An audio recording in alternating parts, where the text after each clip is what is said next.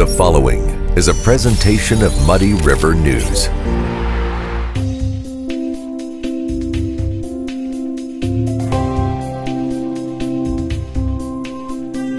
There's a reason Harvey's Furniture has been around for over 75 years. Exceptional quality furniture, affordable prices, superior customer service. The only way to stay in business for over 75 years is to do things right. Harvey's Furniture. Our home, your home. Well, I'm talking to Illinois Comptroller Susanna Mendoza. She was in Quincy this weekend, and I was just telling her that I received a check with her signature on it, and my wife wanted to know what that was for. So tell me what it was for. Tell her to cash it. Yeah, tell her it's your money. I'm happy to get to. You're not telling me to cash it because it will be bad. It'll be, you're telling me there's plenty of money, right? Well, it is funny because no matter how much we've talked about these rebates, back even over the summer we were talking about them. We talked about them when they had to be passed by the legislature, right? Mm-hmm. So it didn't just happen. Right. But they were part of the last budget, right, for this next year. And so those couldn't even begin to be issued until after June 30th. And because of all the paper shortage and stuff, we had to communicate to the public that they would be coming, but they were going to be delayed until like September because we physically did not have the paper that we need to print those checks. And honestly, Bob, I was not going to compromise my ability to pay all the other checks that we have to pay every day. So we tried explaining that. There's been a ton of press conferences, coverage, but I still get people who say, is this legit? Why am I getting money? Right? I knew why it was. She was just like, oh, great. So, but no, and you talk about that and you talk about paying bills. One thing in your tenure that has vastly improved has been the state's ability to pay bills in a more timely fashion, I guess I should say. And as a matter of fact, we're paying faster than in the private sector. So do you remember how bad it was when I first took office? Well, considering I was working for the state and working for IDES at the time, yes, I do. Yes, so the average delay for any vendor doing business, this is the average, was 210 business days. Yeah. That's 9.5 months in real people time. Yeah, getting reimbursed for travel was lovely back then, too. It was non-existent, yes. And what's sad about that, though, is that, what did that mean? It meant that there was a $17 billion backlog of unpaid bills, over $1 billion burnt in late payment interest penalties, that we were paying 12% interest on this $17 billion, a 210-day average delay. And what that means is that people were hurting, right? I mean, businesses were going out of business because no business, especially those that are working day to day, can stand to not get paid for 9.5 months after delivering services, right? They've got to pay their employees and feed their families. So it was a terrible situation that I inherited, but we're out of that. I no longer have a bill backlog. It's gone. Yeah, that's great. Adios. I never want to see it again. Yes. And we're actually, we have an accounts payable now of about $2.5 billion, which is the normal cost of running government operations. Just like people at home, they are always going to have debt, but there's good debt, like your mortgage payment, right? If you have to pay your utility bills, these are things that you have to pay no matter what. Illinois is always going to have expenses that we have to pay no matter what. But as long as you at home can go to sleep at night knowing that you can make your mortgage payment, you can pay for your utility bills, that's a good place to be. And that you can also save for an emergency, right? The state is not much different. So we had less than $60,000 in our rainy day fund when I became controller. Today we have over $1 billion, which is a record high for Illinois. And like I said, no longer have a bill backlog. We have a working accounts payable where we're paying our bills well within 30 days. My oldest bill today is only 9 days old, faster than the private sector. So yes, a lot of progress has been made. And by the way, most important point is that I paid down the bill backlog over a year ago before a penny of the federal ARPA even got to Illinois. So for those folks who think it was because of some magical federal bailout, that's just not the case. We needed that money to pay for COVID-related expenses, but it wasn't used to pay down the bill backlog. It's just been good strategic financial management. And talk a little bit about that then when you say that. What does that entail that your office has been able to do to make this happen? Yeah, so in 2017, when it was still Governor Rauner, and I was the new controller, and I walked into this fiscal nightmare, 8 credit downgrades before me, I was tasked with cleaning it up, right? I inherited this mess, and Governor Rauner and I very publicly fought on a bond deal that I insisted we get done, that I went to every editorial board and civic group around Illinois to make the case for refinancing $6 billion of that $17 billion to be able to issue bonds, essentially, that people would buy at a much better cost for us than what we were paying. We were paying 12% interest on almost $17 billion worth of debt. So if we could sell some of that debt, right, refinance it, at a much lower interest rate, that would be a win for Illinois. And it's very different than people say, like, for example, well, all she did was swap one debt for another. I did swap 12% debt for 3.5%. It's a brilliant move. I mean, if I was able to refinance, if I told you that I could refinance your home from 12% to 3.5%, would you take it, Bob? Absolutely. Yes. Of course. Why? Yes. Because you're going to save a boatload of money. And that's what I did. That's why people doing that refinance deal. their houses all the time. Of course, all the time. So we were paying 12%, if you want to think about it, on our house, and now we're paying 3.5% on that $6 billion. So over the next 12 years, we'll be able to easily pay that down. And most importantly, it's going to save taxpayers between $4 and $6 billion, and what would have been late payment interest penalties we would have been on the hook for. And most importantly, it got the economy going again, because I took that $6 billion and I leveraged every penny of it for wherever I could get a federal match of 50 cents. So Medicaid bills, do you know what they go to? No.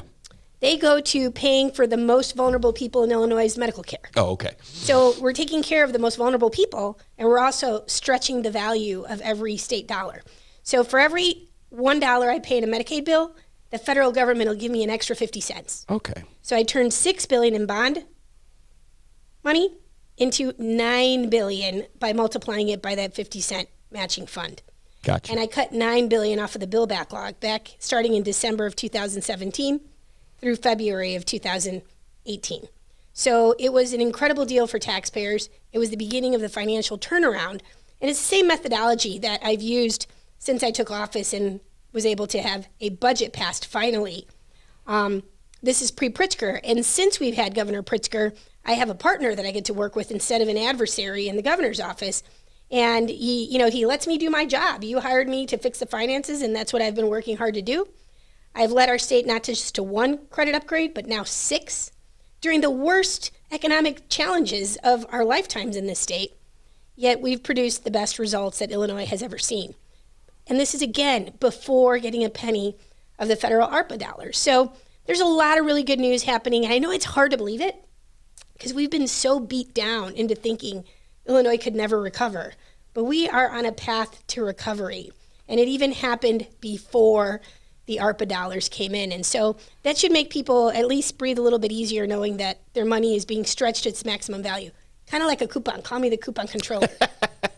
You're just sitting there cutting Yeah, it's like coupons you're cutting behind your coupons. desk there in But the hey, office. You want a person to fix the finances? Hire somebody who Right. didn't grow up with a lot of money and has had to learn how to stretch the Sure. value of a dollar. That was me and my family. Yeah, when you were a poor college student in Kirksville, and the whole You're thing like, where you start. $5. What do I do for pizza? I need $5. Yeah, exactly. So, And I guess you are up for re-election coming up here in a few weeks. And what is your message? What do you want to accomplish in this next term? So, I have an ad that just started airing today, and it talks about how I see my role for Illinois. All the hard work that I've been doing to fix the state's finances, which has really helped people.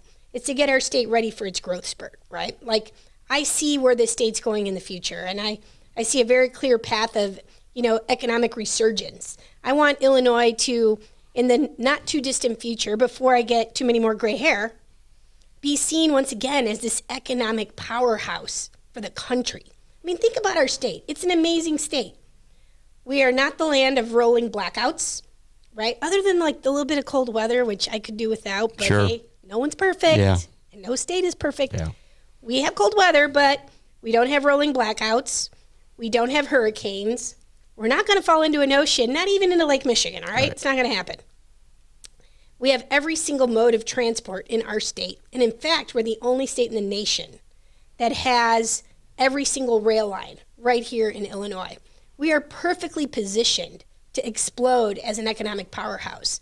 We have some of the best university systems in the entire country right here in Illinois that are producing incredibly skilled workforce.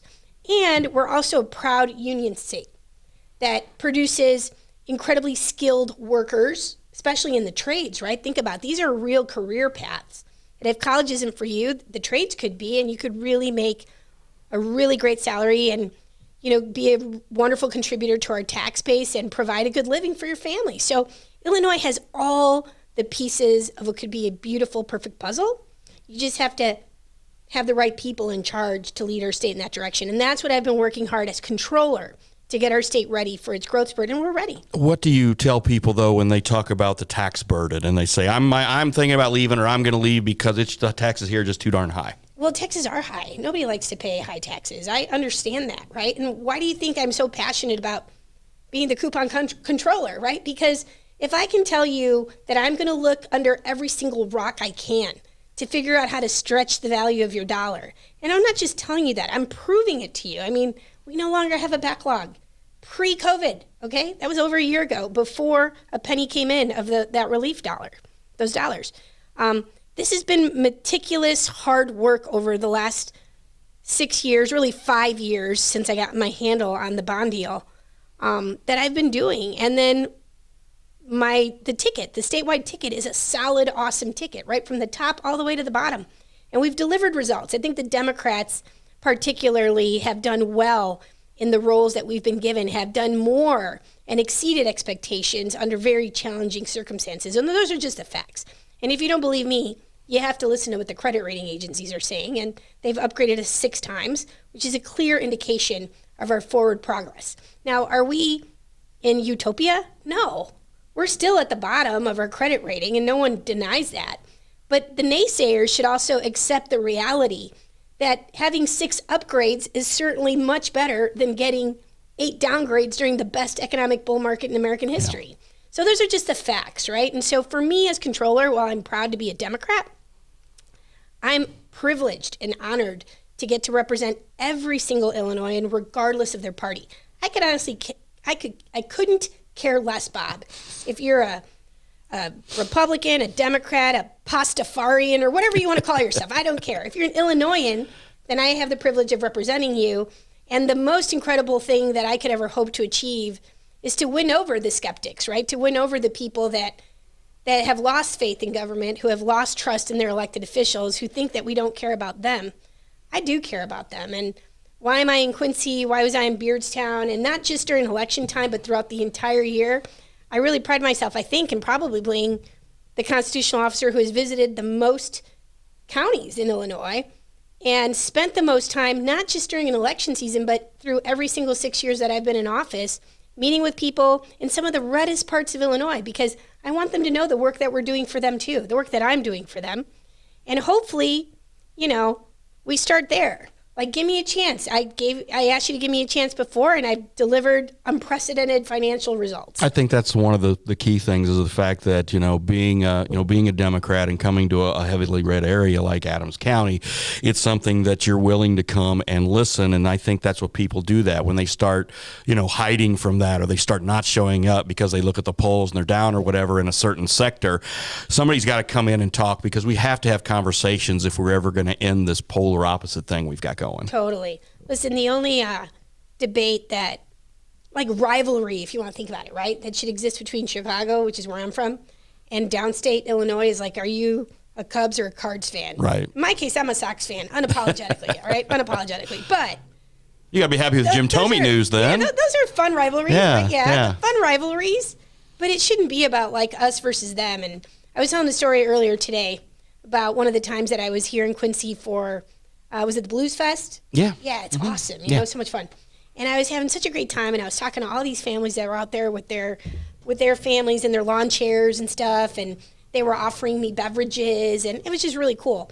And then after I'm having this really nice conversation with somebody, and I have no idea what party they're in, I'm just, they say, so where do you live again? And I said, I'm from Chicago. Oh, I hate Chicago. It was like the natural guttural reaction, it is. right? Yeah. And then I go, oh, come on. He goes, no, Chicago, I'm done. Chicago. He's like, I really wish you guys just would fall into the lake. And then I said, oh, hold on a second here. All right, let's put this in perspective. We had a very nice conversation. Yeah, right. You've agreed with me on everything we've been talking about. And you told me that you really think I'm a nice person, and you just killed off my entire family. Yeah. Because if you want Chicago to fall into the lake, that would wipe out my 83-year-old mother. She's awesome. My husband would be dead, and so would my adorable 4-year-old boy, right? You don't even know him. You killed him off. Well, that's not what I meant. Well, it kind of is, because when we talk in those terms, like, words matter, and I don't want anything but the best for your family out in Quincy, Illinois. And if I didn't care about your family, I wouldn't be here. Yeah. I'd be at home with my family in Chicago. And so I care about every single resident in the state of Illinois. I didn't ask them what party they were in. It shouldn't matter. And it shouldn't matter what party I'm in. I'm proud to be a Democrat, and I have my reasons for being a Democrat. But once I get elected, I get to govern on behalf of all Illinoisans. And I take that very, very seriously. I don't play politics in the office. I think I have wonderful relationships with electeds on both sides of the aisle. And in fact, did you see that I got endorsed by the Illinois Chamber of Commerce the other day? I did see that. The first Democrat ever endorsed by the chamber, which only supports Republicans, let's be honest, at the statewide level. I'm the first Democrat statewide candidate ever endorsed by them. And they cited specifically that voters of both parties can trust me to watch over their finances, and that I've earned that trust, and that my bipartisanship was one of the key reasons that they got behind me. So I don't play politics in this office. You should only care that I'm delivering financial results for our state, and nobody's delivered them better than I have. So we've got, a statewide ticket that I think is super solid, and I'm proud to be a part of. But I do hope that the people of Quincy no longer, certainly that family, if they're listening to me now, Sure. I hope I turned you, and that you love my family as much as I love yours, because I'm fighting for your family every day. Yeah, because again, the talk that people, refer to Chicago as a hellhole or a bad place or whatever, and think that we should, just Chicago and Illinois should separate and all this. And my family and I, we were in Washington, D.C. this past weekend, and of course, very heavily Democratic urban area. It was beautiful. It's gorgeous. It's our nation's capital, and we saw the Lincoln Memorial and all the sights and all that. And, you go there with your family, and you're not thinking, you walk by the White House, and you don't think about politics. You just think about this beautiful country, this Being an beautiful American. city, and being an American. Yeah. And the same way when we go to Chicago, you just want to. My son lives in Chicago. We want to go see him and spend time with him and eat great food and hang out. And Totally. And it's. I think the politics has just gotten so thick, and again, as I said earlier, so polarizing. We just can't get past that because everybody is you're bad. No, you're bad. You're bad. You're a crazy lefty. You're a crazy righty, and it's going to rip this country apart unless somebody Totally. tries to do something to unify us. 100%. And I'm telling you, we're not that different. No. We're not. I don't care if it's even just in the United States. Go to any foreign country, if you've never been out of the United States, you should go out and just meet other people. And you're going to see that you may not even speak the same language, but you're not that different. No. You're really not. None of us are. We all want to be able to provide for our families. We all want our children to have better opportunities than we did. We all want to be acknowledged as being important and being, an American and being somebody who matters, that has value and worth, right? And so I feel like the words, again, they matter, right? Like you hear them over and over and over enough that people don't care. Well, then they start to believe that you don't care. And so I can only control, I guess, what I can control and how I run my public service, right? How I decide to go about it. And I think that being present is a big, big portion of rebuilding faith and trust in government. And that's why I love going down to deep Southern Illinois, where you'll hardly find a Democrat, right? And saying to people, I'm here. And it doesn't matter if this is a 90% Republican county. I want you to know the work that I've been doing for you and your families, because it really matters. Yeah. Who you have in charge of the state's finances matters, and it matters more than ever when you're going through tough economic times. Anybody could do the job when it's easy. But listen, anyone who knows me knows that I love to eat, and I love nothing more than a big, fat, delicious plate of problems I get to sink my teeth into and wipe it clean. And that's kind of how I feel about what I've been able to do as controller for all people in Illinois. It's not my money, it's your money. So number one, thank you for working and paying into the tax base. But the best way that I can thank you, rather than just say thank you, is to actually value your hard work by stretching the value of every one of those hard-earned tax dollars to make them work better for our state, so that we don't have to go back and ask you to pay more taxes. How about we manage the tax base that we already have to the best and maximum value? That's what I've been doing every day under impossible circumstances. So I gotta be honest, I look forward to better times ahead. All right. Well, that sounds great. Illinois Comptroller Susanna Mendoza, thank you for your time. Thank you for having me always. Muddy River News. Our home, our news.